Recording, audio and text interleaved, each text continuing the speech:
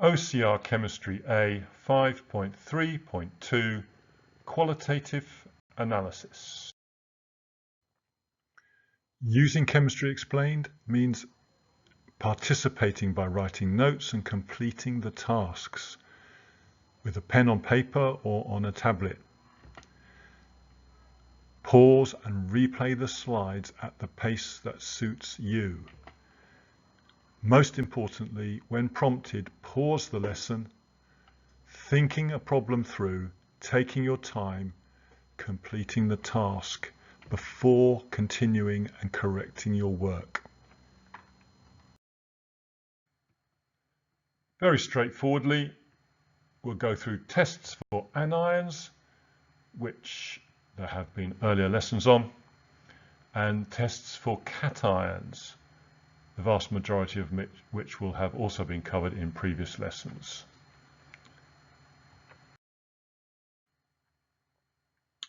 A quick review of the absolute basics. Here are the anions, the negatively charged ions you are expected to recall: carbonate, sulfate, chloride, bromide, and iodide. Now, where the term sulfate is used in the absence of an oxidation number, then it's assumed that the formula is SO4. Carbonate, CO3, chloride, bromide, iodide. Pause, just recall the charges on each of those ions. Write them down, come back to check when you're done.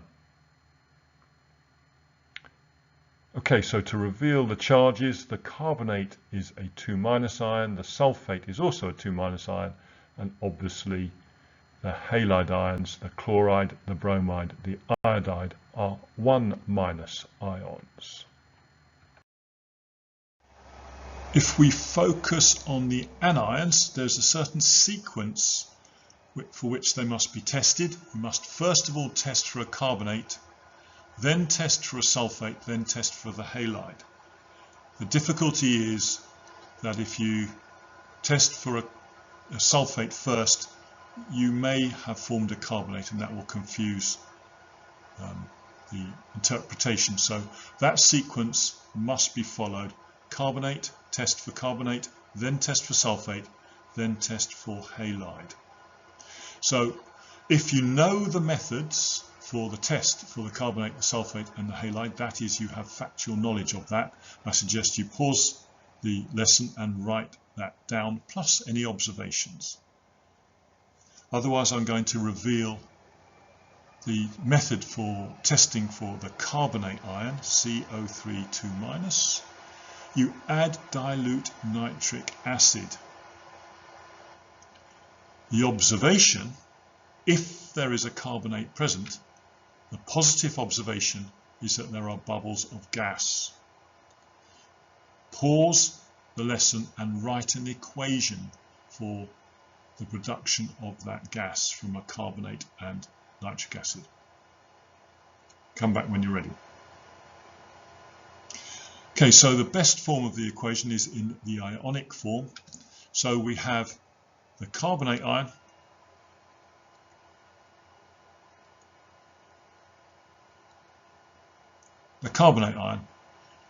the acid provides the hydrogen ion. So the carbonate ion and 2 hydrogen ions form carbon dioxide, and you balance the equation with water. Notice the total charge on the left-hand side is 0, 2- and then 2 positives. So it comes to 0. So we've got 0 charge on the right-hand side. It's a good way of checking you have the right balancing in the equation. So if you've got carbon dioxide, you've got bubbles of gas, how would you confirm that it's carbon dioxide? Pause and write down how you would do that. Okay, so hopefully you remember from pre-A-level chemistry that you pass the gas through lime water and a cloudy white suspension is formed. That is the positive conformation of carbon dioxide gas. So moving on to the sulfate, you either have met or have not met the method for testing for the sulfate, so I'll just reveal, share it with you, you add dilute aqueous barium nitrate. And the observation for the positive observation, which tells you that you have a sulfate in your unknown, is you get a thick white precipitate. Pause the lesson and write an ionic equation for the formation of that thick white precipitate. Okay, so again, we want to keep it to an ionic form, so we don't need to worry about the nitrate because it's spectating. So barium 2+ and the sulfate ion make barium sulfate. If the unknown contains the sulfate ion, then if you add barium, you will make a thick white precipitate of barium sulfate. There is no confirmatory test for that. That is itself conclusive. Now, testing for the halides, you may or may not know that you add dilute aqueous silver nitrate. Now, provided that you have followed test 1, test 2, test 3, there is no need to start the process by adding dilute nitric acid. If you are doing a separate test for a halide, not having first tested your sample for the carbonate, it's necessary to add dilute nitric acid first to rule out a carbonate, because what you're looking for is a precipitate. Unless you have ruled out carbonates, it may be a carbonate precipitate. So if you are doing a sequence of tests on the one sample, 1, 2, 3, if you are doing a separate test on a separate portion for the halide test, then you must first of all carry out the test for the carbonate, which is add dilute nitric acid. So you will see in textbooks the test for the sulfate is often begun with adding drops of dilute nitric acid. The test for a halide is often begun by adding drops of dilute nitric acid. On both occasions, the method rules out or eliminates carbonates. If there was a carbonate, you would see bubbling. So let's assume that you've added dilute nitric acid, you then add dilute aqueous silver nitrate, you form a precipitate. The colour tells you which halide you have. The chloride is white, the bromide is cream, the iodide is yellow. For confirmation, there is a definite confirmatory method here. Oops, forgot to say. The ionic equation would be silver ions plus halide ions going to form the insoluble precipitate AgX. Moving on to the confirmatory test. If you add aqueous ammonia and invert the test tube, then if you find your precipitate is soluble in dilute ammonia, then that is a silver chloride. In other words, the halide is chloride. If the precipitate is insoluble in dilute ammonia but soluble in concentrated ammonia, hazardous by the way, then you have a bromide present. If the precipitate is insoluble in dilute and concentrated ammonia, then that means you have silver iodide, so the halide present is the iodide. Those methods and observations, including the ionic equations and the confirmatory tests, need to be known. The sequence needs to be known. Test for the carbonate, test for the sulfate, test for the halide. If you are omitting the first two tests, then you must precede the addition of dilute aqueous silver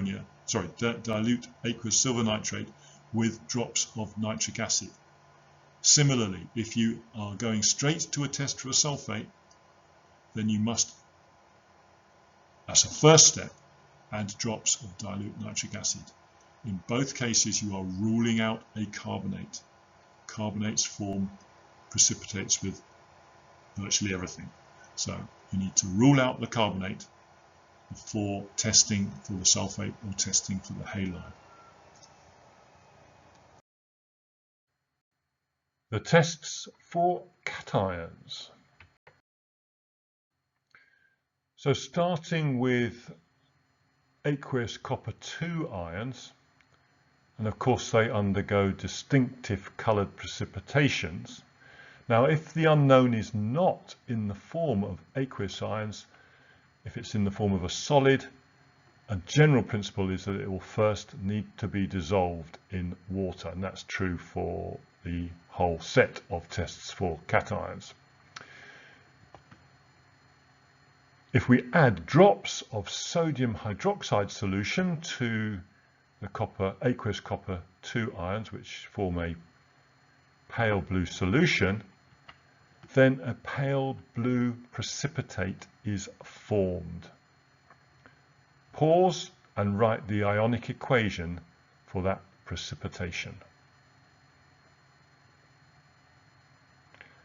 So I'm going to reveal the ionic equation. Copper 2 plus 2 hydroxide ions goes to form copper 2 hydroxide.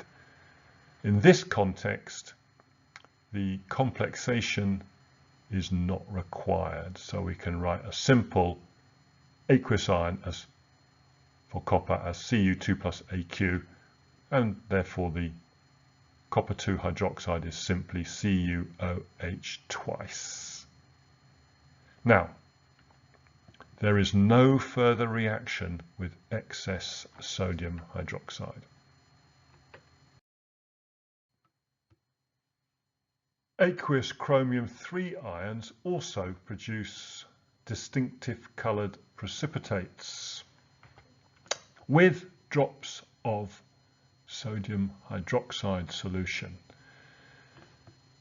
A grey-green precipitate is obtained.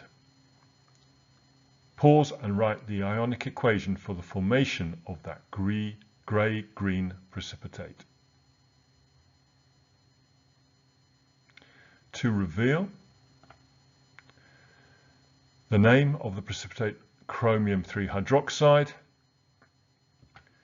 The formula therefore CrOH 3 times. So we're starting with Cr3 plus Aq, 3 hydroxides. No spectator ions. There is the ionic equation for the precipitation. Now, chromium 3 hydroxide dissolves in excess sodium hydroxide solution to make a dark green solution. The detail of the change, chromium 3 hydroxide, 3 additional hydroxide ions, gives us a hexa complex, negatively charged and therefore soluble.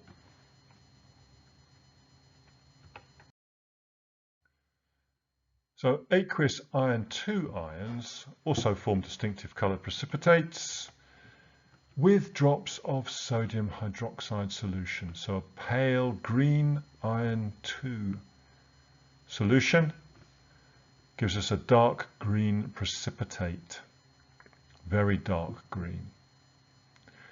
Pause, write the ionic equation for that precipitation. I'm about to reveal. So Fe2 plus Aq, 2 hydroxides gives us iron 2 hydroxide. It's insoluble. There is no further reaction with excess sodium hydroxide.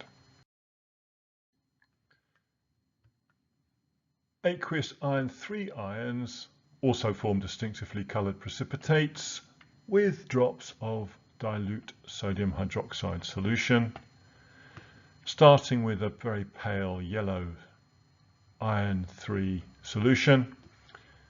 An orange-brown precipitate is formed. Write the ionic equation. Check when you're ready. Okay, so I'm going to reveal Fe3 plus Aq, 3 hydroxides gives us iron 3 hydroxide. Once again, there is no further reaction with excess sodium hydroxide. As with the other aqueous ions, manganese 2 ions form distinctively coloured precipitates with drops of sodium hydroxide solution. We start with a pale pink solution of manganese 2 ions. A pale brown precipitate is formed. Write the ionic equation. Come back to check. Okay, so here is the ionic equation. Manganese 2 plus 2 hydroxides gives us manganese 2 hydroxide. Once again, there is no further reaction with excess sodium hydroxide. It is insoluble in excess. Our last cation is the non-metal cation, a molecular ion, the ammonium ion, NH4+.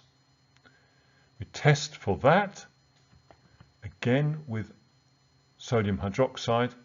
So add dilute sodium hydroxide to the unknown, which can be as a solid or in solution, in a test tube. Warm gently. Test for ammonia at the mouth of the tube with damp red litmus. Of course, the ammonia will turn damp red litmus paper. Obviously that will turn blue, which I haven't written, because of course ammonia is the only school laboratory alkaline gas. So if we turn red litmus paper blue,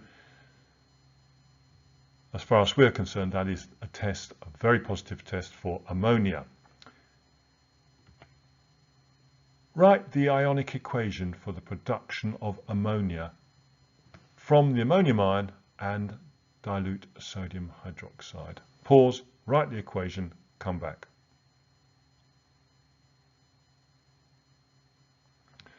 So here is the ionic equation. The ammonium ion and a hydroxide ion gives us the gas ammonia, which turns red litmus paper blue, and balanced with water.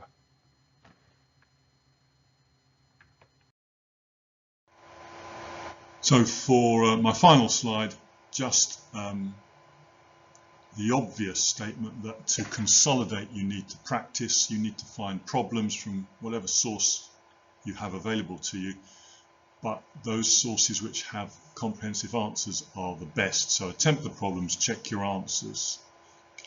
Move on when you are being consistently accurate and complete in your answers. Choose the next topic that you think for you is the one you need to focus on.